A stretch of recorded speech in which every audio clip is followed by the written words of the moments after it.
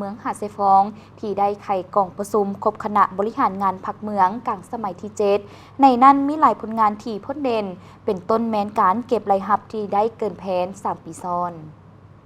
กองประชุมดังกล่าวได้จัดขึ้นในวันที่22 กุมภาพันธ์ 2023อยู่ที่สโมสรเมืองหาดไซฟองโดยการเข้าร่วมของทานวีรศักดิ์ นามมุนตรีคณะประจำพรรคหัวหน้าคณะกวดการพรรคประธานองค์การกวดการรัฐนครหลวงจันทร์ท่านบุญเพ็งศรีณวงศ์พรเลขาพรรคเมืองเจ้าเมืองหาดไซฟองในกองประชุมท่านบัวไซลุนนาวงศาคณะประจำพรรคเมืองหัวหน้าห้องว่าการเมืองหาดไซฟองได้ผ่านห่างบทสรุปการชี้นำพาเวียกงานรอบด้านขององค์คณะพรรคเมืองหาดไซฟองระยะกลางสมัยในนั้นมีหลายเวียกงานที่พ้นเด่นเซนการจัดเก็บรายรับเข้างบประมาณในระยะกลางสมัยผ่านมาสามารถปฏิบัติได้ 71.4 ตื้อกว่ากีบอันพ้นเด่นสามารถเก็บรายรับได้เกินแผน3 ปีซ้อนเวียกงานป้องกันความสงบได้เอาใจใส่ปฏิบัติหน้าที่วิสาสะพอโดยติดพันกับการแก้ไขปรากฏการณ์ย่อท่ออย่างตั้งหน้าติดตามกวดกาศึกษาอบรมเป้าหมายต่างๆซึ่งทั่วเมืองมีปรากฏการณ์ย่อท่อเกิดขึ้นทั้งหมด479เรื่องสามารถแก้ไขได้445เรื่องกักตัว427เรื่องยังสืบต่อแก้ไข34เรื่องพ้นเด่นแม่นสามารถมั่งกลุ่มแก๊งและกักตัวผู้ค้าขายยาเสพติดได้277รายยึดของกลางประเภทยาบ้าได้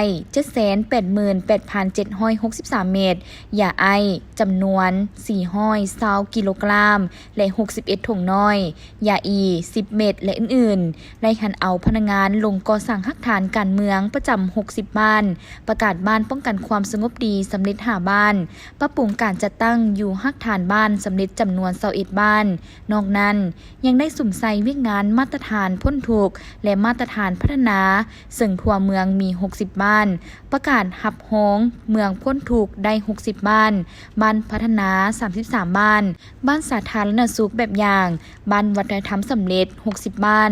สำหรับแผนเวียกจุดซุ้มในแต่ละด้านในระยะท้ายสมัยจะติดตามและสุกยู่การปรับปรุงระบบการเมืองอยู่คันฮักทานและสุกยู่ขบวนการแข่งขันฮักชาติและพัฒนา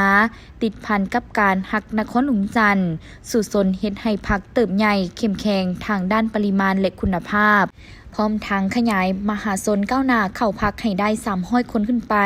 พร้อมนี้จะสมใส่เล็งเก็บรายรับเข้างบประมาณแห่งรัฐให้ได้ตามคาดหมายจัดสรรความบ่เป็นระเบียบเรียบร้อยภายในเมืองปรับปรุงเส้นทางหอมแต่ละบ้านให้ได้ปูยางปูเบตงตามรูปแบบการลงทุนของรัฐโดยการมีส่วนร่วมของประชาชนพร้อมกันเฮ็ดปรับปรุงห้องระบายน้ำแก้ไขสภาพน้ำท่วมขังเอาใจใส่ปฏิบัติ2 วาระแห่งชาติแก้ไขยาเสพติดให้ลดลง